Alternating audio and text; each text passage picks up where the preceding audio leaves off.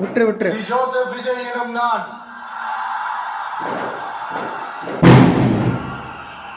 தமிழ்நாட்டு அரசின் முதலமைச்சர் என்ற முறையில்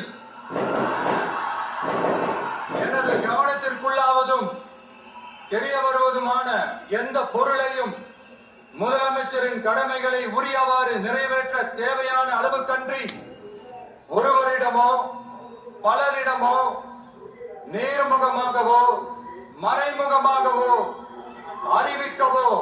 வெளிப்படுத்தவோ மாட்டேன் என்று ஆண்டவன் மீது ஆணையிட்டு உறுதிமொழிகிறேன்.